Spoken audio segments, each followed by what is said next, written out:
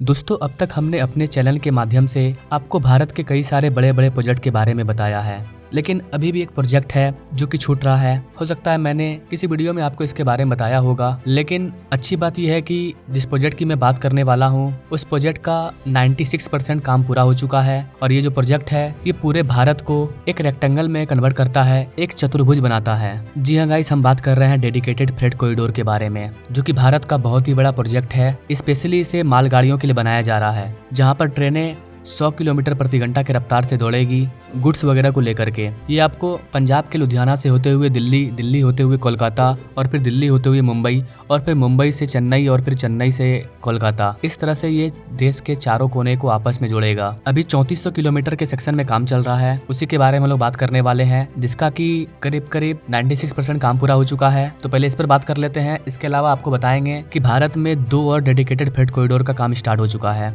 उसको मैंने इस वाले वीडियो में बताया है। इसका लिंक आपको डिस्क्रिप्शन बॉक्स में मिल जाएगा। इसके लेटेस्ट अपडेट के बारे में हम लोग किसी और वीडियो में बात करेंगे। अभी इस पर बात कर लेते हैं कि कभी ये ओपन होगा, बाकी का जो बचा हुआ 4% काम है वो कब तक पूरा होगा, ये प्रोजेक्ट भारत का सबसे बड़ा प्रोजेक्ट क्यों है, कितने हजार करोड़ रुपए की लागत से इसे बनाया जा रहा है। आइए सब कुछ जानते हैं इस डेडिकेटेड फ्रेट कॉरिडोर के बारे में। नमस्कार साथियों, मैं विकास और आप देख रहे हैं ऑल इंडिया प्रोजेक्ट।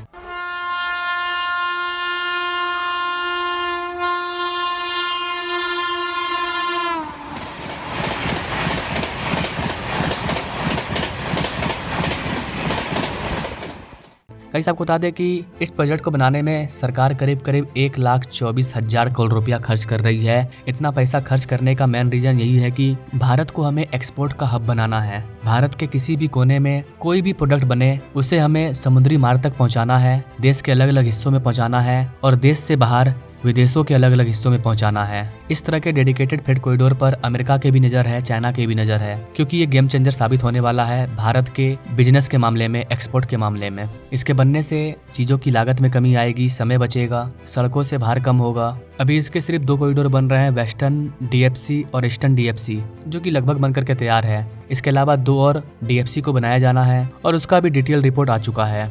दोस्तों, भारत में रेलवे की शुरुआत करीब करीब आज से 185 साल पहले हुई थी। भारत ने ट्रेन की शुरुआत फ्रेट ट्रेन से ही किया था। चीज़ों को लाने ले जाने के लिए ही 1837 में हमने ट्रेन को बनाया था। 1837 में ही चल चुका था मालवाहक ट्रेन, जो कि रेड हिल से मद्रास के बीच में चलाया गया था। 1837 के बाद 1853 में भारत की पहली पैसेंजर ट्रेन चली, जिसको कि मुंबई के बोरीबंदर से थाने के बीच में चलाया गया था। बस यही तो शुरुआत था, और फिर देख लीजिए आज भारत के लगभग जिले में आपको ट्रेन दौड़ती हुई नजर आ जाएगी। 1853 में ये ट्रेन काफी पॉपुलर हुआ था। उस टाइम अंग्रेजों का जमाना था यहाँ पर। आपको बता देगा इसकी अपना प्यारा भारत आज रेल नेटवर्क के मामले में चौथा सबसे बड़ा देश है, जहाँ पर करीब करीब 70,000 किलोमीटर का रेल नेटवर्क का जाल फैला हुआ है। लेकिन अभी भी हमें प्रॉब्लम हो रही थी कि पैसेंजर ट्रेन और मालवाहक गाड़ियों को एक ही पटरी पर चलाना पड़ता था। चीजों को लाने ले जाने में सप्ताह 2 सप्ताह बीत जाता था। कोई खाने पीने का चीज है तो खराब हो जाता था। पैसेंजर ट्रेन जब आती थी तो मालगाड़ी ट्रेन को रोक दिया जाता था। कभी कभी तो 1 दिन 2 दिन तक मालगाड़ी ट्रेन कहीं पटरी पर पड़ा रह जाता था। यही कारण है कि जो अच्छी कंपनियां हैं, फ्लिपकार्ट, अमेजॉन, वो लोग अपना सामान भेजने के लिए सड़क का यूज करती थी, बाय रोड, ट्रक वगैरह का। इसके वजह से हमारे सड़कों पर भी भार काफी ज्यादा बढ़ चुका था। कई सारे मेजर प्रॉब्लम को देखते हुए भारत सरकार ने डेडिकेटेड फ्रेट कॉरिडोर को बनाने का प्लान किया। साथियों, ये फ्रेट कॉरिडोर आत्मनिर्भर भारत के बहुत बड़े माध्यम बनेंगे। उद्योग हो, व्यापार कारोबार हो, किसान हो या फिर कंज्यूमर, हर किसी को इनका लाभ मिलने वाला है। अभी हमारे देश में फ्रेट ट्रेन की स्पीड मात्र 24 किलोमीटर पर आवर है, जो कि बहुत कम है, और सरकार का टारगेट है कि इसे हम लोग 100 किलोमीटर प्रति घंटा के रफ्तार से चलाएं।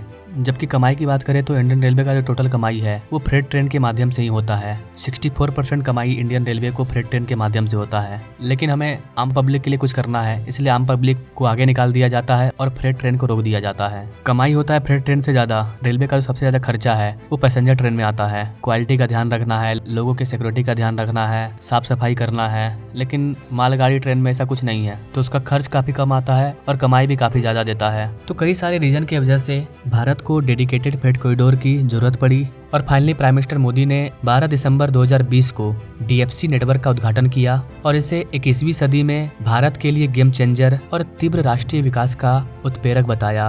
आपको बता देगा इसकी डीएफसी प्रोजेक्ट रणनीतिक रूप से राष्ट्रीय रेल योजना के साथ संरेखित है, जो कि एक साहसिक उद्देश्य निर्धारित करती है। भारत में रेलवे की मॉडल हिस्सेदारी वर्ष 2051 तक मौजूदा 28% से बढ़कर के 44% तक होने की उम्मीद है। इम्पोर्टेंट बात यह है कि डीएफसी महज एक रेलवे प्रोजेक्ट नहीं है, यह राष्ट्रीय लॉजिस्टिक नीति का एक महत्वपूर्ण हिस्सा है, जिसका टारगेट लॉजिस्टिक लागत को सकल घरेलू उत्पाद के वर्तमान 15% से घटा करके 2030 तक अधिक टिकाऊ 8% तक लाना है।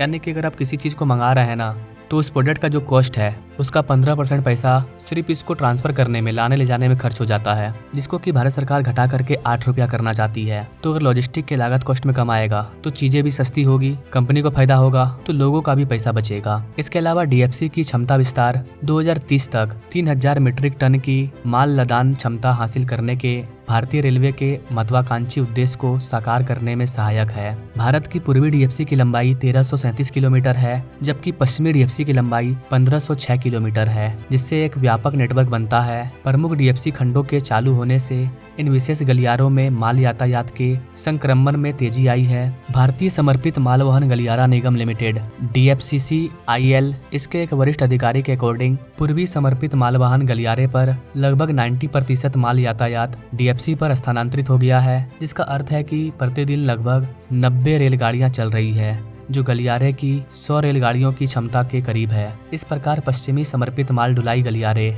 यानी कि WDFC में माल यातायात में 60 से 70% की बढ़ोतरी देखी गई है। इकोनॉमिक टाइम्स की रिपोर्ट के अकॉर्डिंग अप्रैल से अक्टूबर 2024 तक डीएफसी ने 62,282 मिलियन नेट टन किलोमीटर का संचालन किया, जो औसतन 291 मिलियन NTKM प्रतिदिन है, जो कि वित्तीय वर्ष 2023-24 में 182 मिलियन NTKM दैनिक औसत से 59% से अधिक की वृद्धि है। आपको बता देगा इसकी ईस्टर्न डेडिकेटेड फ्रेट कॉरिडोर और वेस्टर्न डेडिकेटेड फ्रेट कॉरिडोर पर चलने वाली दैनिक ट्रेनों की संख्या वित्तीय वर्ष 2024 में 241 से बढ़कर के इस अवधि के दौरान 339 हो गई है, जो कि कॉरिडोर के बढ़ते महत्व को दर्शाता है। Eastern dedicated freight corridor Punjab में सानेवाल से बिहार में सोननगर तक फैला है, जो भारतीय रेलवे नेटवर्क के समानांतर है, जबकि WDFC दादरी यानी कि उत्तर प्रदेश से मुंबई में Jawaharlal Nehru port authority GNPT तक चलता है। डीएफसी का महत्वपूर्ण लाभ उनकी गति है। डीएफसी ट्रैक पर मालगाड़ियों की औसत स्पीड अभी 60 किलोमीटर प्रति घंटा है, जबकि भारतीय रेल नेटवर्क पर यह गति मात्र 25 किलोमीटर प्रति घंटा थी और अभी भी है। लेकिन जो अलग से हम लोग डेडिकेटेड फ्रेट कॉरिडोर बना रहे हैं, उस पर 60 किलोमीटर प्रति घंटा के रफ्तार से मालगाड़ियां दौड़ रही है, जिसको कि आगे जाकर के पारगमन 100 किलोमीटर प्रति घंटा तक करना है। डेडिकेटेड फ्रेट कॉरिडोर पर कोयले गाड़ी को 100 किलोमीटर के डिस्टेंस कवर करने में मात्र 4 घंटे का समय लगता है। वहीं अगर इसे इंडियन रेलवे के IR नेटवर्क से भेजा जाए तो उस पर 8 घंटे का समय लगता है। और ये जो ज्यादा समय लगता है, इससे बिजली का खर्च भी ज्यादा होता है। अगर टाइम से पहले कोयले की डिलीवरी होती है तो बिजली बनाने वाली कंपनियों को काफी ज्यादा फायदा होता है। हालांकि डीएफसी को मौजूदा IR बुनियादी ढांचे के साथ एकीकृत करना चुनौतीपूर्ण है। माल अक्सर उन स्थानों से आता है जो डीएफसी प्रवेश बिंदु तक पहुंचने के लिए पारंपरिक IR ट्रैक पर निर्भर करते हैं, क्योंकि जो इंडियन रेलवे का जो IR नेटवर्क है वो तो हर एक कोने कोने में फैला है, लेकिन जो डीएफसी होगा उसका तो एक ही रूट है ना, दिल्ली से जा रहा है मुंबई तक। बाकी चारों बगल घूमने के लिए चारों बगल की जो कंपनियां हैं वहाँ पर जो प्रोडक्ट बन रहा है, वहाँ से सामान डीएफसी पर पहुँचाने में काफी टाइम लग जाता है। फॉर एग्जाम्पल गुड़गांव से मुद्रा पोर्ट तक कार्गो को डीएफसी नेटवर्क में शामिल होने से पहले रेवाड़ी तक IR स्ट्रेस से गुजरना पड़ता है। IR फीडर रूट और साइडिंग पर यह निर्भरता, जिनमें से कई को अपग्रेड करने की आवश्यकता है, डीएफसी की क्षमता को सीमित करती है। इसी तरह डीएफसी डबल स्टैक्ड कंटेनर ट्रेनों को समर्थन करता है, लेकिन कई IR खंडों में ओवरहेड इलेक्ट्रिक तार ऐसे भार को समायोजित करने के लिए बहुत कम है। इन उन्नयनों के बिना डीएफसी के लाभ आंशिक रूप से अवास्तविक रहते हैं। डीएफसी पर गति और क्षमता लाभ अक्सर नकार दिए जाते हैं, जबकि ट्रेनों को धीमी कम क्षमता वाली IR पटरियों पर स्विच करना पड़ता है। इस तरह का प्रॉब्लम आपको डीएफसी में देखने को नहीं मिलेगा। सरकारी स्वामित्व वाली container corporation of India limited DFC के प्रमुख लाभार्थियों में से एक है। दादरी से वडोदरा तक डबल स्टेक कंटेनर ट्रेनें शुरू करने की योजना के साथ कॉनकोर का टारगेट एक ही यात्रा में 180 कंटेनरों पर परिवहन करना है, जिससे लागत और पारगमन समय में उल्लेखनीय कमी आएगी। परिचालन को अनुकूलतम बनाने के लिए डीएफसी नेटवर्क के साथ करीब 22 समर्पित टर्मिनल विकसित कर रही है और निजी खिलाड़ियों को गति शक्ति टर्मिनल स्थापित करने के लिए आमंत्रित कर रही है। इन स्वतंत्र टर्मिनल को बनाकर DFCC IL धीमी IR नेटवर्क को पूरी तरह से दरकिनार करते हुए अंत से अंत माल ढुलाई को नियंत्रित कर सकता है। DFC भारत की रेल माल ढुलाई प्रणाली के आधुनिकीकरण की दिशा में एक महत्वपूर्ण कदम है, लेकिन चुनौतियां अभी भी बनी हुई है। उच्च घनत्व वाले फीडर रूट जैसे कि NCR को रेवाड़ी और लुधियाना को रेवाड़ी से जुड़ने वाले रूट को DFC मानकों के अनुरूप बनाने के लिए तत्काल अपग्रेड करने की जरूरत है। इस बीच परिचालन संबंधी अक्षमताओं जैसे चालक परिवर्तन के दौरान देरी, चालक दल की कमी तथा IR DFC विनिमय बिंदुओं पर अड़चनों को दूर किया जाना चाहिए ताकि निर्बाध परिवहन सुनिश्चित किया जा सके। रेल मंत्रालय इन उन्नयनों पर सक्रिय रूप से काम कर रही है, लेकिन प्रगति धीमी है। विशेषज्ञों का सुझाव है कि रेल परागमन योजना का आधुनिकीकरण और IR और DFC संचालन के बीच समन्वयन बढ़ाना गलियारों के लाभों को अधिकतम करने के लिए आवश्यक होगा।